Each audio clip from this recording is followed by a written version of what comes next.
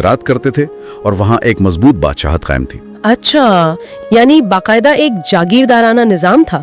और शुमाल की तरफ क्या सूरत हाल थी? शुमाल की तरफ कबायली निजाम जरूर था, लेकिन वो हेलेनिस्टिक यानी यूनानी और रूमी सकाफत से बहुत ज्यादा मुतासिर था।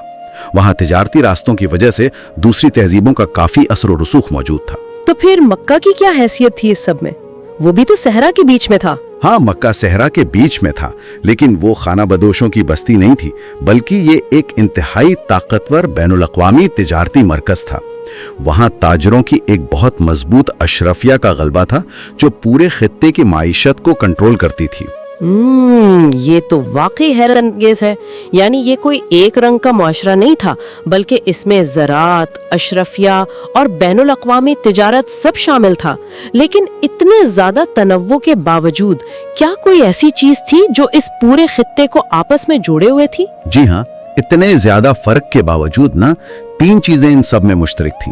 पहला, खून का रिश्ता, दूसरा, कबीले के साथ गैर मशरूत वफादारी, और तीसरा, एक खास समाजी और अखलाकी तसव्वुर, जिसे अरबी में मरुवत कहा जाता था। मरुवत?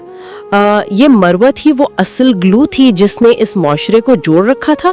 इस तसव्वुर के पीछे क्या अमली वजूहात थी? मरुवत दरअसल एक मुकम्मल ज़ाब्ते हयात था। उसका बुनियादी मतलब था मर्दानगी या कमाल।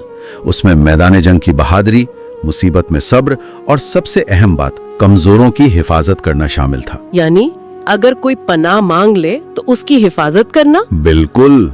फर्ज करें अगर कोई कमजोर शख्स पनाह मांगता तो मुरुव्वत का तकाजा था कि चाहे अपनी जान चली जाए, उस पनाह गुज़ीन की हिफाजत की जाएगी। जिस